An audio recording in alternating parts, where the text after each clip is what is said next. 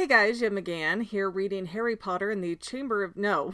Harry Potter and the Goblet of Fire, I believe chapter 26, The Second Task. And if you're a random wanderer in, this is the first time I am ever reading Harry Potter books ever in my life, so this is all new to me. And yes, quick note before we get started, I did change my hair. It got all cut and colored, and it's different colors depending on how you flip it. I also just had my wedding reception a couple of days ago, and I am so exhausted that, we're just having a no makeup day again. Okay, let me break out my notes, and we will talk about this chapter because it was such a long chapter. It took me 3 days to get through it. So, Flitwick has the kids in his class, obviously, working on banishment charms, and that's kind of the opposite of a summoning charm. It's when you're sending something away. But this does rely heavily on aim, and the kids are not good at that, so he's using cushions. And that's not really helping. That's still creating chaos, so it is the perfect class for Harry, Ron, and Hermione to talk very loudly about what's going on. And apparently Neville, my sweet baby Nevsy, his aim is so bad at this charm that he actually tosses Flitwick. And how Flitwick has no real reaction to this, I'll never know, but he just kind of has the mentality of same junk, different day. And Harry's kind of wondering, did Dumbledore bring in Moody to watch Snape and Karkaroff, or is he just there to kind of supervise Karkaroff? Because remember, Moody had said all this stuff about Snape getting a second chance, and, oh, I'm gonna tell Dumbledore that you're up to this and that, and Snape really seemed to take that to heart and be a little freaked out by it. So Harry decides to send an owl to Sirius with a letter about Moody and kind of ask if he understands anything more than Harry does. And then Harry realizes, oh hey, that second challenge, it's coming up soon. And how do I breathe underwater for an hour? And the trio go through several options. Ron thinks that Harry should steal an aqua lung. I don't know what that is. I assume that's some kind of like scuba tank with the big oxygen tank on the back, but I've never heard that term before. Although,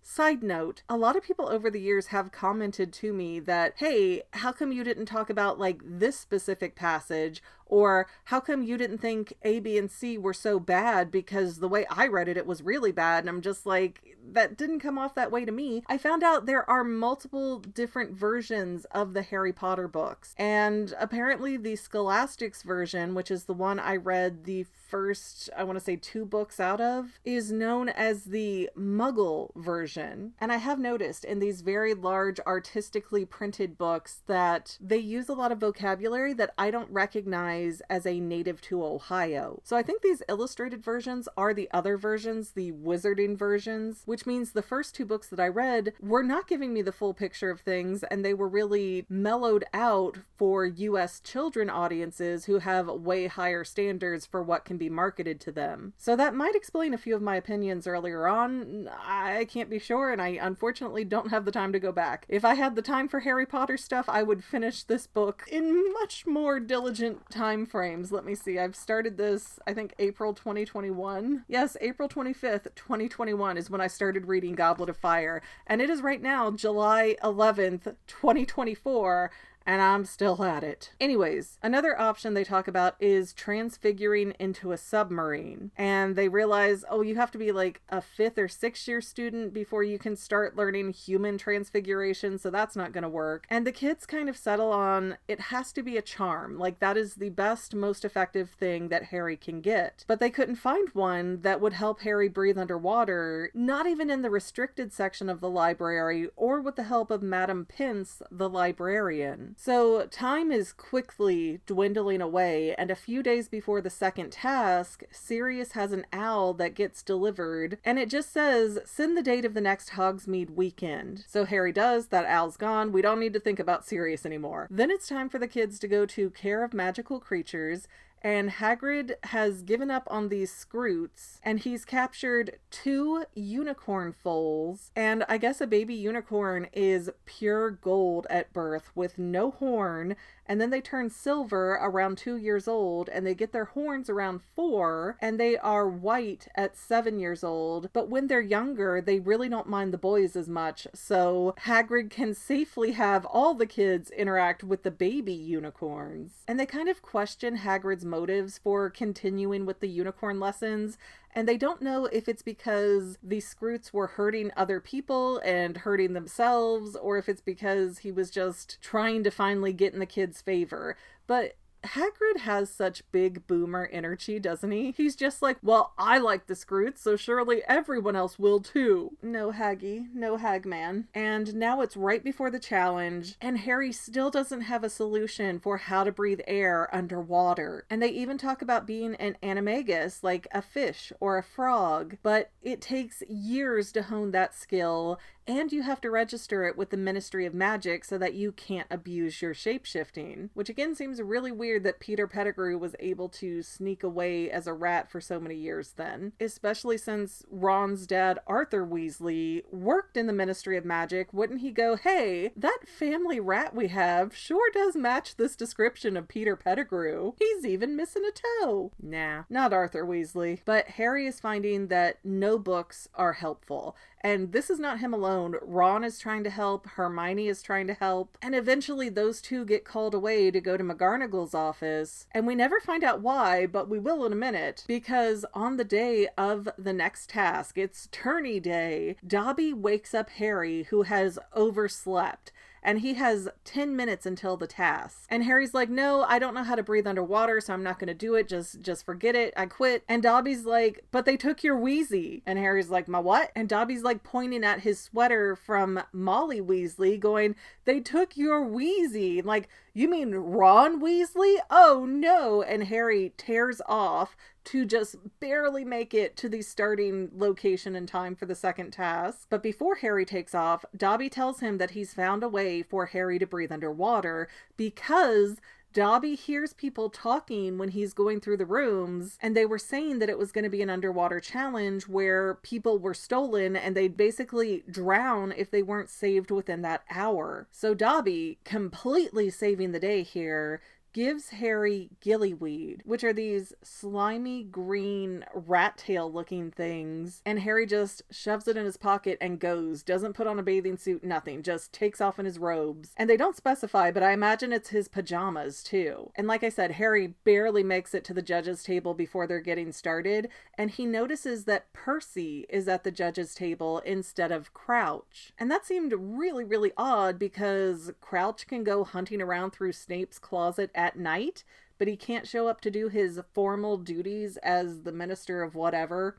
I've already forgotten. It's been too long I've been in this book. And so the champions are lined up across the lake, and Bagman kind of whispers to Harry again and like, hey, y'all right? You know what you're gonna do? And I really can't decide if Bagman has just like betted on Harry because he's known to be a gambler, and so that's why he wants Harry to win, or if there is something more to it where maybe Bagman is the one who got Harry's name into the cup. But the time starts, all the champions take off, and Harry doesn't even notice what they do because he is so concerned with himself, and he goes and marches into the lake waist deep, and it's freezing cold. I believe it's February at this point. And then he eats that gillyweed and realizes that he sprouts gills. He gets webbed hands and flipper webbed feet. And so that's great. Now Harry is aquatic. He can maneuver through the water better, right? Except the water is very dark and murky, and he can only see about 10 feet in front of himself at any given time. And then these weird little creatures called Grindylow, which are horned water demons that may or may not eat people, they start grabbing at Harry, and one gets his ankle, and others start popping up and grabbing his robe like they're trying to drag him down to the bottom of the lake. And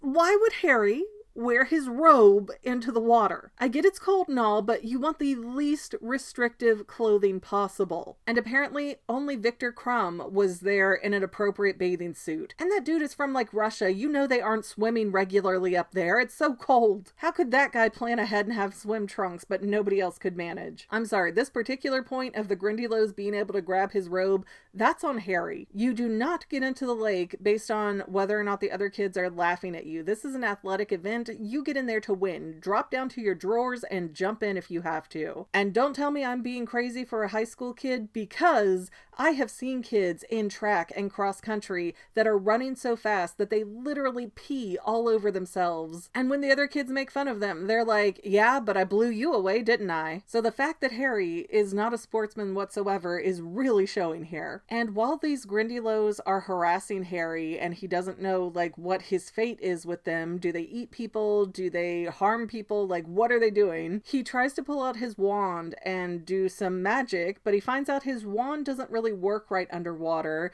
because every time he tries to speak, just bubbles come out. And so Harry finally escapes the Grindylow, but he can't figure out where he's going, and he ends up bumping into Moaning Myrtle, who's just hanging out in the lake, like you do as a ghost. And she directs him to the proper location of where the merfolk are, but apparently she won't fully guide Harry because the merfolk tend to chase her away with their spears when they see her. Even they don't want to put up with her whining. Although that does raise another good point. If Myrtle said she'd been in that lake, why didn't Harry ever ask her, hey, what kind of creatures are down there? What would I need to prepare for this? It just seems a little bit short-sighted. Although I will give credit where credit is due. In the rest of this chapter, I like Harry more than I have in probably all 4 books combined. So after getting directions from Myrtle, Harry eventually comes across this giant rock that has a painting on it, and it shows mer people with spears chasing away the giant squid. And I'm not really clear on what that's for. It's obviously a marker for the merfolk boundaries, but can the giant squid see that? Is that like his warning sign? I don't know. I don't know how intelligent the giant squid even is. But we don't run into him at all in this chapter, which also seems weird. I wonder if he had some kind of, I don't know, sleeping spell or something put on him so that he didn't bother the other contestants, because how are you going to compete against that? Anyways, not far after passing the rock, Harry starts seeing these stone houses, and they get kind of nicer and more elaborate the further and further in Harry goes. And then he starts seeing the real mer people, which do not match the pretty mermaid in the bathroom painting. All of these guys have grayish skin, dark green hair that's really wild, silver tails, and yellow eyes and teeth. Then, tied to a giant merperson statue is Ron, Hermione, Cho, and an 8-year-old little girl who has to be Fleur Delacour's little sister. And the choice of people here is really strange to me, because I get Ron and Harry, they're besties, but Cho and Cedric really haven't known each other that long. And if Fleur's little sister is 8, she wasn't on this trip with the school. Somebody had to go fetch her for this task. Which makes it really, really weird that Krum has to rescue Hermione. Are you telling me, in all of that man's life, he has nobody more important to him than Hermione Granger? And I don't say that to disparage Hermione, but come on. This guy's what, 17, 18 at this point? They didn't take one of his siblings or one of his parents or cousins or teammates or fan people or anything. Hermione's the best that he's got? We know the champions didn't get to pick their own victim because Harry wasn't asked anything, so what the heck? Why is Hermione so important to Victor Krum? They literally barely know each other. This is some creepy Romeo and Juliet die for me junk. So Harry still can't speak underwater, but he tries to get one of the spears from the merfolk because he doesn't have anything to cut the weedy ropes that are holding the victims down. And the merman's like, we don't help, which he uses perfect English for when they don't seem to be using English for anything else. And I don't know if that's just a set phrase they were taught, but that caught my eye really weird. So Harry goes off, finds a sharp rock, and comes back and sort of hacks at Ron's ropes and cuts him free after a few tries. But then Harry's realizing, hey, I got Ron free, but I don't see any of the other champions here to save these other 3 victims. And so he tries to get Hermione too, and all the merfolk start grabbing him and pulling him back, going like, no, you only get to save one. You don't get to take somebody else's victim. And so Harry does not take off with Ron to the surface. He waits and waits and waits because he wants to see these other people rescued. And Cedric finally shows up to get Cho, and he has a bubble over his head. Victor appears after a while in a transfigured body where he's got pretty much everything human and a shark head, So Harry surmises that Victor really doesn't know transfiguration and he did this badly.